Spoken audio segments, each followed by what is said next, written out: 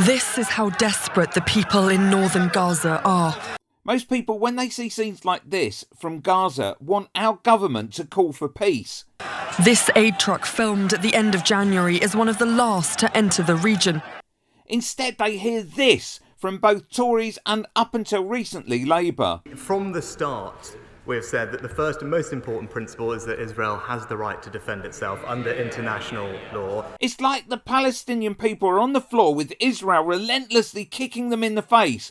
Israel has vowed to press ahead with a ground offensive in the city of Rafah, where around 1.5 million Palestinians are now living. Most of them displaced and exhausted, many of them hungry. This young girl says she came to Rafah after Israeli tanks fired on a school where she was sheltering. This is not protecting yourself, this is genocide. And without government saying this, And stress that we absolutely support Israel's right to defend itself in line with international law. It only makes one question the relationship between our country and Israel.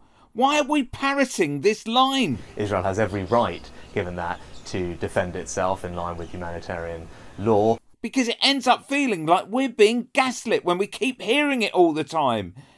We're clear that Israel has the right to defend itself.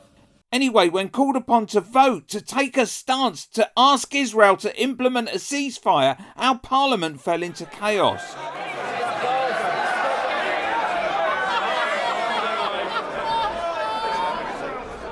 What an utter disgrace, with underlying party politics being played. The vote wasn't even binding. The Tories didn't even have to implement it.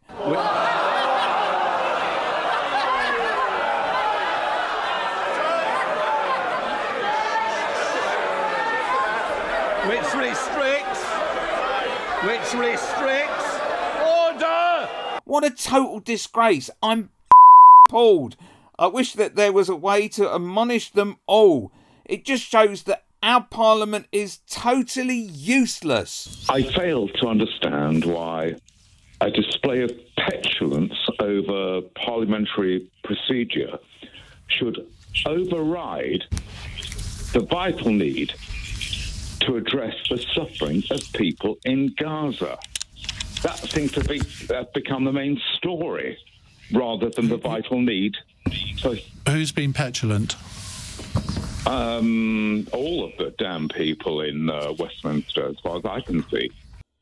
Anyway, click here if you want a video about swing voters.